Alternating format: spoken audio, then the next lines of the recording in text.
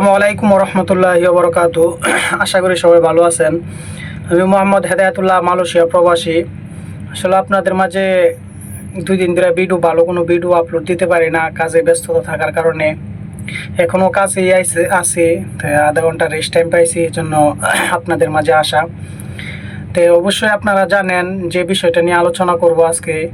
অনেকেরই আমার ভিডিওর বক্সে কমেন্ট করে জিজ্ঞাসা করে যে ভাই, যে মালয়েশিয়া তো কলিং খুলছে, এটা মোটামুটি কম বেশ সবাই জানে। তো ভিডিওর ডেসক্রিপশনে অনেকে কমেন্ট বক্সে কমেন্ট করতেছে যে ভাই কত টাকা লাগবে আসতে, কিংবা মেডিকেল কবে থেকে শুরু হবে। আবার অনেকে জিজ্ঞাসা করতেছে যে ভাই বেতন কত টাকা হবে, যে বেসিক তো অনেকে বলতেছে যে 1,500 টাকা ছিল, এখন নাকি 1800 টাকা বেসিক হয়েছে। তো ওভার টাইম কেমন হবে, তো এই বিষয় নিয়ে আলোচনা। তো মূলত কথা হচ্ছে ভাই, যে কত টাকা লাগবে এটা অনেকেরই জানার ইচ্ছা, যে কত টাকা লাগবে। তো এটা এখনও আপনার মালয়েশিয়া গভর্নমেন্ট এখান থেকে কোনো নির্দেশনা দেয় নাই। তবে তারা একটা যৌথভাবে একটা কথা বলেছে। তারা মোটামুটি বলছে যারা নাকি যে দেশের যে নিয়োগকর্তা, এই নিয়োগকর্তা আপনাকে সম্পূর্ণ টাকা দিয়ে বিনা খরচে আপনাকে মালয়েশিয়া আনবে। শুধু হয়তো পারে আপনার টিকিটের টাকাটা লাগতে পারে আর কি, যে এটা আমরা যতটুকু জানি কিংবা শুনছি সেটা আপনাদেরকে বললাম। তো এখন অনেকে বলতে পারে যে ভাই এ টাকা দিয়ে তো যাওয়া সম্ভব না আমাদের বাংলাদেশ থেকে। আসলে এটা সম্ভব না, কারণ আমারই এক পার্শ্ববর্তী আত্মীয় বলতে আমার কমেন্ট বক্সে সে কমেন্ট করছে যে ভাই আপনার কাছে যদি কোনো এজেন্সির নাম্বার থাকে আমাকে দেন, আমি গিয়ে দেখি যোগাযোগ করে যাইতে পারি কিনা। তখন আমি বললাম যে ভাই আমার কাছে তো কোনো এজেন্সির নাম্বার নাই, আপনি ঢাকা কোনো এজেন্সিতে যান, গিয়া দেখেন কি বলে, যে মালয়েশিয়া যে প্লান্টেশন সাইডে যে লোক নিলে কত টাকা লাগবে। তখন সে গেছিল আর কি এজেন্সিতে। যাওয়ার পরে এজেন্সি বলতেছে একবারে আপনার 4 লক্ষ টাকা ফিক্সড, 4 লক্ষ টাকা লাগবে যদি মালয়েশিয়া প্লান্টেশনের কোনো কোম্পানিতে আসতে চাই। তো এটাই আপনাদেরকে জানানোর উদ্দেশ্য, যে মনে হয় না আমাদের বাংলাদেশ, কারণ আমাদের দেশটা আপনাদের এই বারবার মালয়েশিয়ার কলিং বন্ধ হইতেছে একমাত্র সিন্ডিকেটের কারণে। এই যে দেখেন, এখনও মনে হয় যে আমরা যতটুকু ধারণা করতেছি যে সিন্ডিকেট হওয়ার সম্ভাবনাটাই বেশি আর কি। কারণ যেখানে বলছে নাকি আপনার যে নিয়োগকর্তা সম্পূর্ণ খরচ দিবে, শুধু আপনার টিকিটের টাকাটা হইতে পারে আপনার দেওয়া লাগতে পারে। সেই জায়গাতে সে এজেন্সিতে গিয়ে যাওয়ার পরে এজেন্সি বলতেছে যে আপনার 4 লক্ষ টাকা লাগবে। তা আসলে বিষয়টা এরকমই, কারণ আমাদের বাংলাদেশ সিন্ডিকেট ছাড়া কোনো সময় হয় নাই, ভবিষ্যতেও মনে হয় না হবে। যে তারপরও আমরা যতটুকু আশাবাদী, ডক্টর ইউনূস সাহেব যদি এই বিষয়ে কিছুটা উদ্যোগ নেয়, আশা করতে পারি আপনারা অল্প কিছু টাকায় আসতে পারবেন। তবে এখনও পরিপূর্ণভাবে শুরু হয় নাই, যে সেটা হতে পারে আর কিছুদিন পর। তবে আমরা যতটুকু শুনতেছি যে জানুয়ারি থেকে নাকি লোক আনা শুরু হবে, কিংবা মেডিকেল। এখানে আবার অনেকের প্রশ্নও চলতেছে যে ভাই মেডিকেল কবে থেকে শুরু হয়ে গেছে। আসলে ভাই মেডিকেল এখনও শুরু হয় নাই। মেডিকেল এটা অনেক দালাল কিংবা অনেক এজেন্সি বলতেছে যে আপনাকে নেওয়া পাসপোর্ট জমা নেবে। এটা আমি প্রত্যেকটা ভিডিওতে আপনাদেরকে বলি।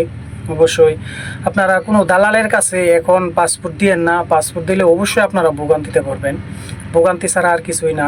কারণ হয়তো আপনি এখন 3 লক্ষ বা 4 লক্ষ টাকা দিয়ে কোনো দালাল বা কোনো ইয়াতে দিবেন, এজেন্সিতে দিবেন, তারপর দেখবেন আপনার কাছ থেকে ঘুরে ঘুরে 5 লক্ষ টাকা নেবে, কত ফকর করবে।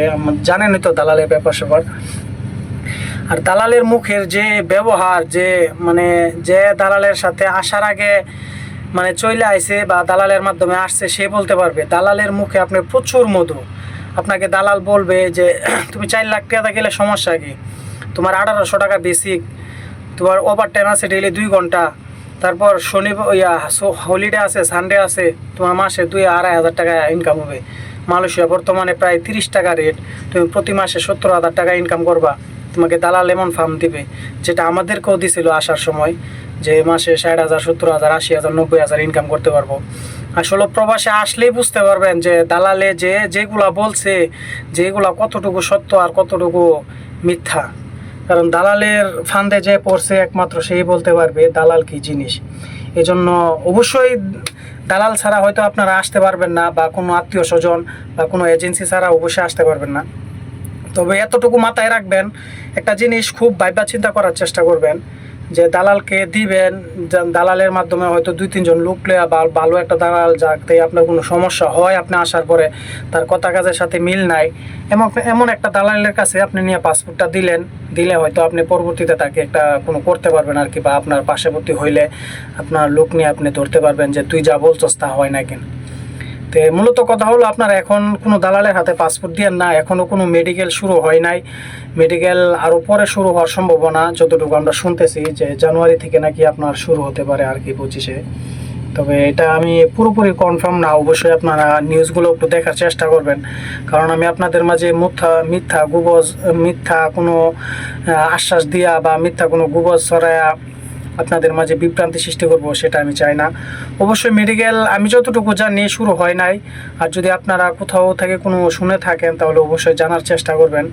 আর বিশেষ করে যে কথাটা অনেকেরই প্রশ্ন ছিল যে ভাই বেসিক তো, আমাকে কমেন্ট বক্সে একটা লোক প্রশ্ন করছে যে ভাই বেসিক তো মালয়েশিয়ার 1500 টাকা ছিল, এখন নাকি 1800 টাকা হয়েছে, এটা কতটুকু সত্য? তো ভাই আসলে মালয়েশিয়ার যে বেসিকটা এখনও আপনার 1800 টাকা হয় নাই, এটা অত্যন্ত একটা গুজব খবর, যেটা আপনার যদি কারো কাছ থেকে শুনেন বা কোনো দালাল যদি আপনাদেরকে বলে যে না, দালালে বলছে আপনাকে 1800 টাকা বেসিক, আসলে 1800 টাকা বেসিক পাবেন না। তো অবশ্যই আপনারা একটু আপনাদের মানে যদি কোনো কিছু জানার থাকে অবশ্যই কমেন্টে জিজ্ঞাসা করবেন যে ভাই মালয়েশিয়া আসতে চাইতেছি, বা কোন সেক্টরে আসলে ভালো হবে, কেমন কি হবে। তবে এতটুকু আশ্বাস আপনাদেরকে দিতে পারি, আপনারা যদি প্লান্টেশন সাইডে কোনো কোম্পানিতে আসতে পারেন, তবে অবশ্যই 1500 টাকা বেসিক পাইলে পাশাপাশি আপনি 200-300-400 টাকা ওভার টাইম করে মোটামুটি 2000 টাকার মতো ইনকাম করতে পারবেন। আর প্লান্টেশন সাইডে একটা সুবিধা আছে, কেমন সুবিধা, আপনাদেরকে তো থাকার রুম দিবে।